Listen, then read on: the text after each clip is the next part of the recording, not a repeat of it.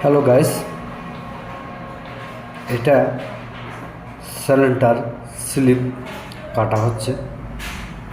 CG-125 Walton মাক্স piston হচ্ছে এটা STD। এটাতে প্রবেশ করানো হবে। এটা পিস্টন STD ওয়ালটন মাক্স। এই যে সিলিন্ডার স্লিপ কাটা হয়েছে।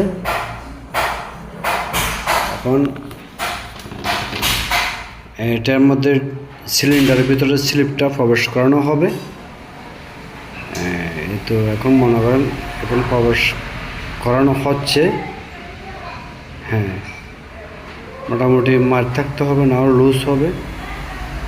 আশা করি বুঝতে পেরেছেন। এটা প্রবেশ করানো হয়ে গেছে। এখন কলারটা ঢুকলে মানে আমাদের সিলিন্ডার স্লিপ প্রবেশ করানো হয়ে গেছে। হ্যাঁ, প্রবেশ করানো হয়েছে। এখন আমরা ওইটাকে ফেস করব। এটা মোটামুটি সিলিন্ডার স্লিপ প্রবেশ করানো হয়েছে। এখন আমরা এটাকে গ্রাইন্ডিং মেশিন দ্বারা এটাকে আমরা ফেস করবো। এই যে ফেস করতেছি, মোটামুটি এটা সমান ফেস করতে হবে, তা না হলে হেড লিক করবে। সেজন্য আমরা গ্রাইন্ডিং দিয়ে ফেস করেছি। এখন সিরিজ কাগজ দিয়ে আরও ফাইনাল ফেস করতেছি। এটা ফেসটা একদম সমান হতে হবে, তা না হলে আপনার মোবিল লিক করবে। সেজন্য আমরা এখন সিরিজ কাগজ দ্বারা এই সিলিন্ডারটা আমরা ফেস করে দিলাম। এটা ফেস অবশ্যই করতে হবে, না হলে আপনার লিক করবে। হ্যাঁ, দেখতে পাচ্ছেন অনেক সুন্দরভাবে ফেস করে দিয়েছি। এখন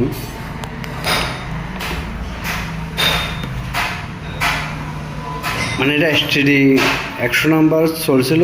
এখন আমরা এটাকে 0 পিস্টন দিয়ে STD করে দিচ্ছি। আর এখন ফালিশ চলতেছে।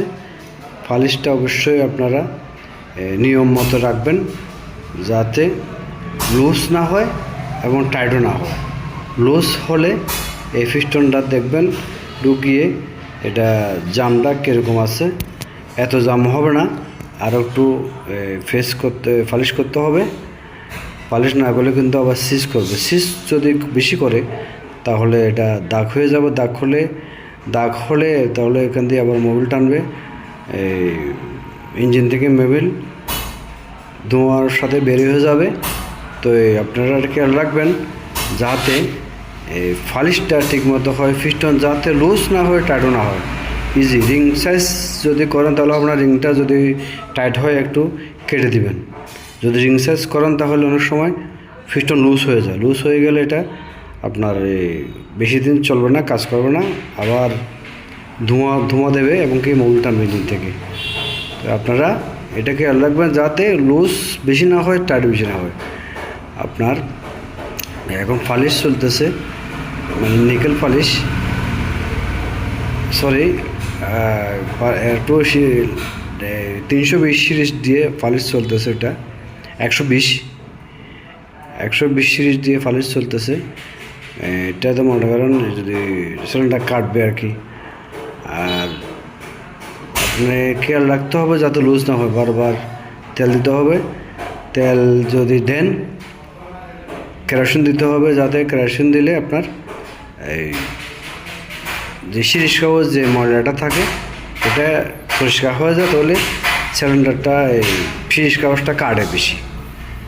তো আপনারা সবসময় খেয়াল রাখবেন যাতে এই ফালিশটা, যেমন এখন আমরা এই 320 সিরিজ দিয়ে আমরা নিকেল তোলার কাজ করছি। সিলিন্ডারের সবচেয়ে বড় গুরুত্বপূর্ণ কাজ হচ্ছে এই যে 320-এর যে সিরিজ কাগজ দিয়ে আমরা নিকেল তুলি।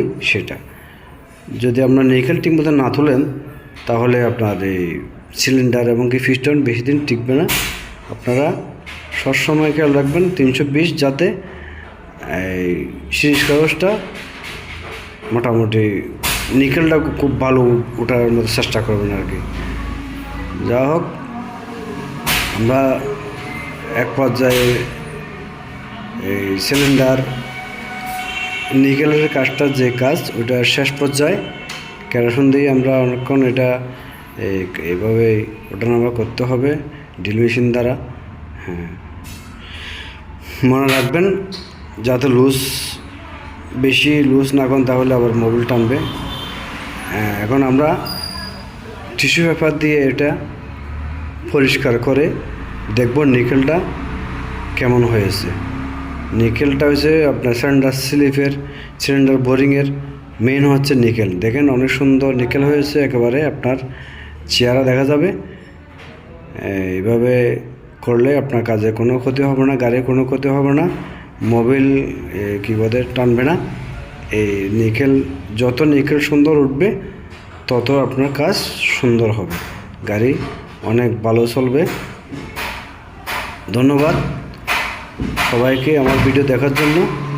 আরও নতুন নতুন ভিডিও পেতে আপনারা ফলো করুন, শেয়ার করুন, লাইক করুন এবং কমেন্ট করুন। ধন্যবাদ সবাইকে।